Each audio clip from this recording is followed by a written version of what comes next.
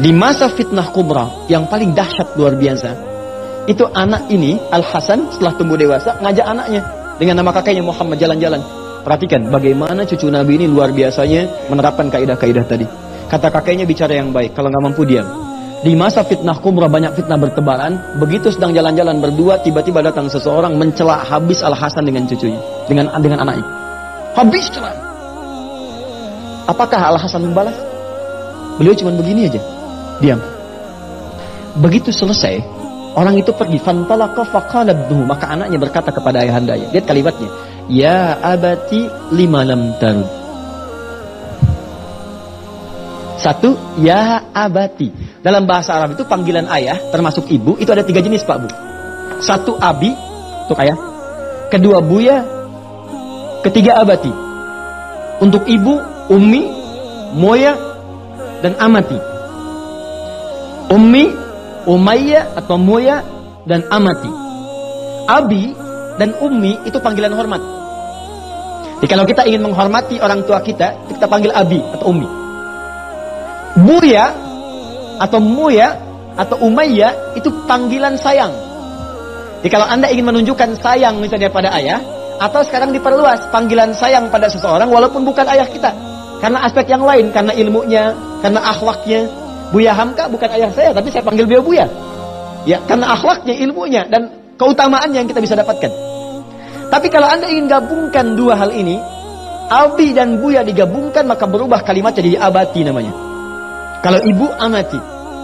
Abati. Dalam Quran tidak pernah Anda temukan kalimat panggilan anak kepada orang tua kecuali menggunakan kata abati. Ya, maaf, Ismail kepada ayahnya Ibrahim alaihi wassalam. Ya abati fa'al ma tu'mar. Ya abati, ya abati, ya abati. Buku Quran surah 37 itu, ayat 102 sampai dengan 107-nya. Ya abati fa'al ma tu'mar. Ya abati, duhai ayahanda, karena hormat nanda dan sayang nanda kepada ayah.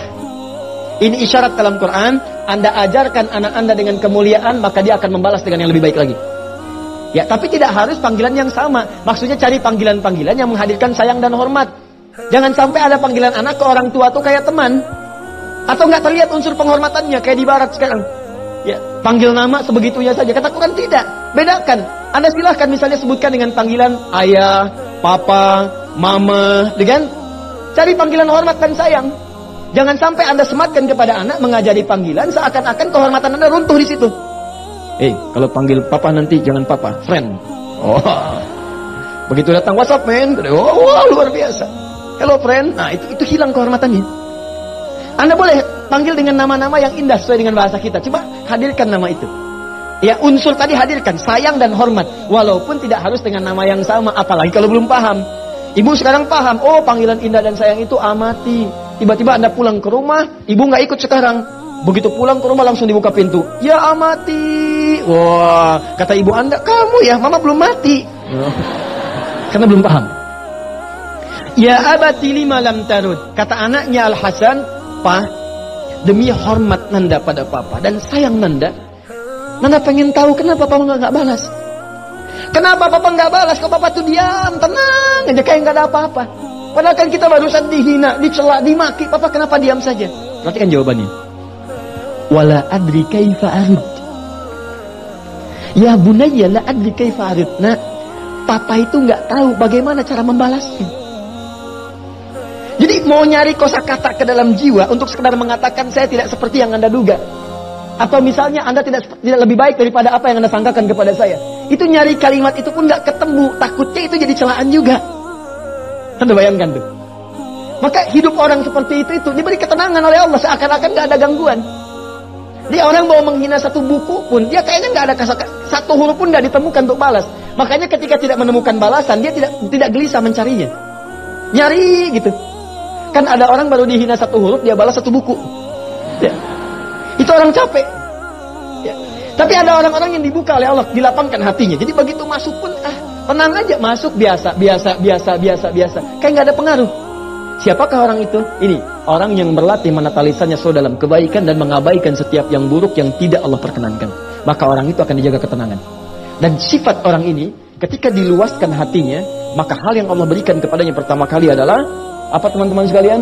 Allah akan tutup semua persoalan dengan orang-orang yang menyoalnya. Itu rumus yang ada di Quran surah ketiga ayat 133 sampai 134. Wasari'u ila magfiratin min rabbikum wa jannatin 'arduha as-samawati wal ardu 'iddat lil muttaqin alladzina yunfiquna fis sarai wal kadhiminal ghaidha wal 'afina 'anil wallahu yuhibbul. Ada orang-orang yang ketika dicela tahan amarah, langsung maafkan. Perhatikan orang-orang ini. Jadi ketika Anda misalnya disoal oleh orang lain, Anda dicela, Anda dihina, kemudian Anda maafkan orang itu, Anda lepaskan itu, maka apa yang terjadi? Kata Allah, urusan Anda dengan orang itu akan diputus. Maksud diputus itu, Anda nggak usah mikirin dia lagi. Anda nggak akan kepikiran. Jadi kalau ada orang mencela Anda yang tidak merugikan Anda secara materi, ya mencela fisik, mencela ini, mencela itu dengan tujuan menjatuhkan Anda misal, atau menghinakan Anda nggak balas, Anda maafkan aja. Saya maafkan sudah. Maka urusan Anda dengan orang itu akan langsung oleh Allah disekat, ditutup. Di Anda tuh nggak akan kepikiran dia lagi, nggak gelisah dengan dia lagi, tenang aja, nyaman. Tapi apakah kemudian dosa dia selesai? Tidak. Sepanjang dia belum minta maaf kepada Anda, maka dia akan terus dibuat gelisah untuk menyoal Anda. Dan tanpa sadar dia sedang mengumpulkan dosa sampai dengan kiamat. Jadi memaafkan itu tidak ada ruginya. Justru mengumpulkan pahala. Dan memutus sengketa Anda dengan orang itu. Jadi begitu Anda maafkan, Anda nggak akan gelisah, nggak akan kepikiran dia lagi. Ditutup oleh Allah, sudah lapang hatinya. Begitu lapang, dia nggak dipikirin. Tapi dia masih akan mikirin Anda terus.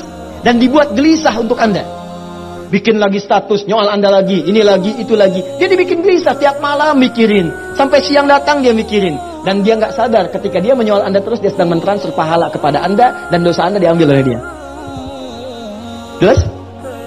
Nah, ini diantaranya. Terakhir, kalau hidupnya ingin tenang, jangan pernah melangkah ke tempat maksiat. Sudah.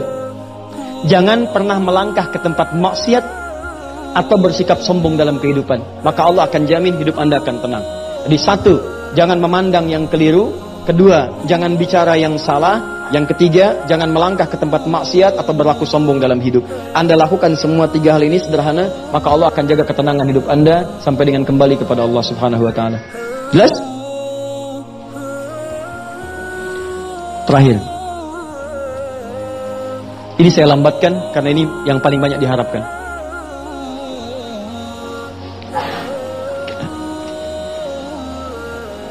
Saya hapus dulu ini.